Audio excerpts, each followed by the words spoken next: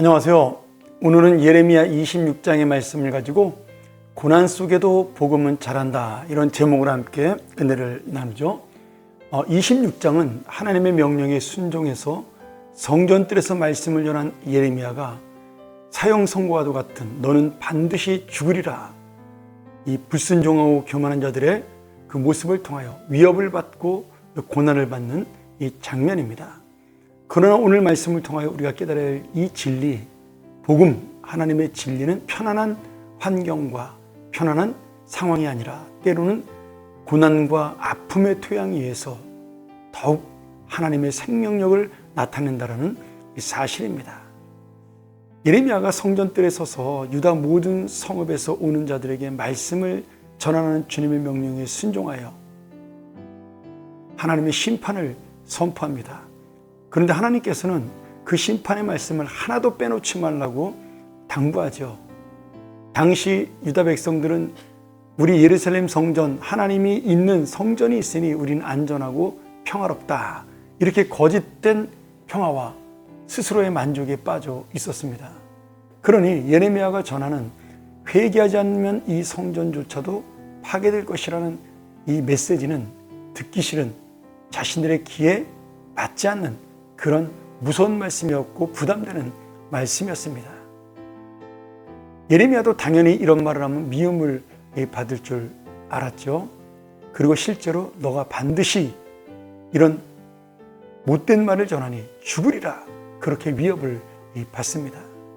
그럼에도 예레미야는 하나님의 말씀 앞에 온전히 순종하여 내가 원하고 내 입맛에 맞는 위로의 말씀이 아닌 찌르고 아프게 하는 회개의 말씀이지만 주님의 말씀을 진리대로 정직하게 전하면서 주님의 뜻을 이룹니다. 이 설교가 끝나자마자 제사장과 선지자들은, 거짓 선지자들이죠, 그를 붙잡고 죽이려고 합니다. 이때 예레미야는 그들 앞에 목숨을 구걸하거나 굴복하지 아니하고, 보라, 너희가 나를 죽이면 반드시 무지한 피를 너희 몸과 이 성읍과 이 성읍 주민에게 돌리는 것이니라. 14절 15절에 이렇게 고백하면서 담대하게 하나님의 명령을 전하고 그 고난을 당연한 것으로 받아들이게 됩니다. 이게 굉장히 중요한 의미가 있죠. 우리가 세상에서 손해보고 희생하면서 믿음을 지킬 때 사람들은 비웃고 우리를 조롱하지만, 그러나 그 안에 저 사람이 믿는 복음은 진짜다라는 사실을 깨닫게 됩니다. 그것이 바로 초대교회가 부흥한 비결이죠.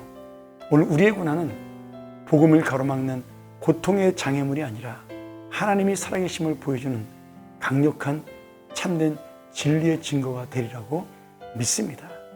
다만 우리가 이 복음의 고난을 어떻게 받아들이냐가 중요하죠. 그리고 하나님께서는 이 위기에 처한 예레미야를 홀로 두지 않으시고 생각지도 못했던 사람들을 통하여 그를 위로하고 보호해 주십니다. 당시의 관리들과 백성들이 예레미야의 말을 듣고 찔림을 받고 이 사람은 죽을 죄가 없다고 예레미야의 편에 서게 됩니다. 또한 장로들 중에도 과거 히스기야 왕 시절 미가 선지자의 예를 들면서 예레미야를 죽이는 것이 하나님 앞에 정말 우리가 심판받는 행동이라고 경고하죠. 또 사반의 아들 아히감이라는 이 귀한 사람은 예레미야를 보호하여 백성의 손에 죽지 않도록 그를 지켜줍니다. 물론 이 예레미야를 돕는 과정에서 우리아라는 선지자가 순교를 당하기도 하죠. 우리가 이 말씀을 바라보며 어떤 사람은 이 고통 중에 살아남아 복음을 전하고, 어떤 이는 참되게 살면서 죽음으로 복음의 가치를 증명합니다. 살고 죽는 것이 중요한 것이 아니라 복음은 여전히 멈추지 않고 계속해서 움직이며 역사하며 하나님께서는 이 복음을 향해 함께 그 뜻을 이루신다는 사실을 보여주고 있는 것이죠. 우리는 눈에 보는 그 사람이 중요하고 그 사람이 잘 되고 아니면 안 되는 것이 중요하지만 그렇지 않습니다. 우리에겐 영원한 생명이 있기 때문에 하나님께서는 이 땅의 생명이 아닌 복음의 능력을 우리에게 원하시고 있는 것입니다. 사랑하는 성도 여러분, 이 세상은 여전히 복음의 적대적이고 배타적입니다. 우리를 비난하고 조롱합니다. 믿음을 지키다 내가 손해를 보거나 또 인간관계가 끊어지는 아픔을 겪기도 합니다. 그러나 우리가 기억해야 될 것은 성경에서 이 복음을 전한 모든 사람들은 힘들고 어려울 때 더 깊이 믿음의 뿌리가 내리고 결국은 하나님의 말씀이 이루어지고 그 약속이 성취됨을 반드시 볼 수가 있었습니다.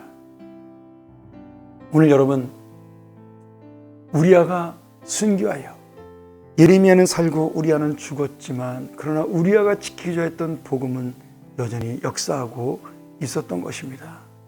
오늘 우리도 고난 중에 있다면 낙심하지 마시기 바랍니다.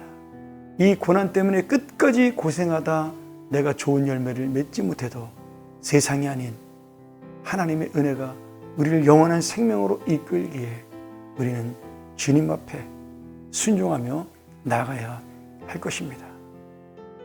오늘 다시 한번 이 말씀을 기억하면서 예레미야가 어떤 마음으로 복음을 전했으며 어떻게 고난을 견뎠는가를 깨달으며 주님 앞에 온전히 서는 우리 귀한 하나님의 사람들이 되기를 간절히 축원합니다. 함께 기도하겠습니다. 하나님 아버지, 지금 고난 중에 있는 우리의 마음 낙심하지 않도록, 지친 우리의 마음 넘어지지 않도록 하나님이 주신 생명의 능력과 은혜는 끝까지 자란다는 사실을 기억하며 주님의 뜻을 향하여 순종하고 믿음으로 나아가는 예레미야처럼 믿음의 사람이 되게 하여 주시옵소서. 우리의 삶의 시련이 복음의 생명력을 증명하는 하나님의 놀라운 기회가 되게 하여 주옵소서. 우리를 지키시며 인도하시는 하나님의 그 손길을 믿고 오늘 하루도 승리하는 믿음의 사람 되게 하여 주옵소서. 예수님의 이름으로 간절히 기도합니다. 아멘.